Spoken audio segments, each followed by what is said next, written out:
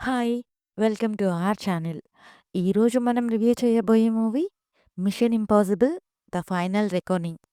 Tom Cruise హీరోగా 'Mission Impossible' ఫ్రాంచైజ్‌లో వచ్చిన ఎయిత్ మూవీ ఇది.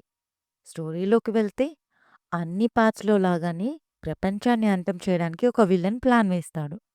ఆ ప్రమాదం నుండి కాపాడడానికి మన హీరో వస్తాడు. సేమ్ ఈ స్టోరీ కూడా అదే.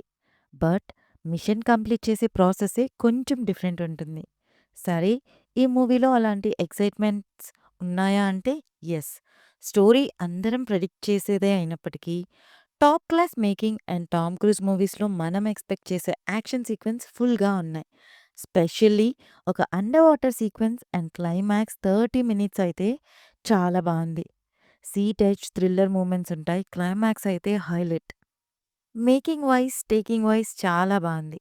నెగెటివ్స్ లేవా అంటే ఉన్నాయి. ఫస్ట్ హాఫ్ స్లోగా ఉంది. అండ్ స్టోరీ ఎప్పుడు ఇదేనా అన్నట్టుగా అదే ప్యాటర్న్‌లో ఉంది. అండ్ లెంత్ కూడా ఎక్కువ.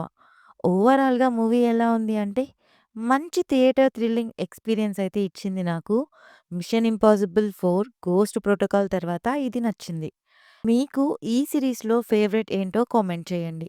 ఈ మూవీ తెలుగులో కూడా థియేటర్స్‌లో ఉంది. చూసి ఎంజాయ్ చేయండి. రివ్యూ నచ్చితే please like, share and subscribe. Thank you.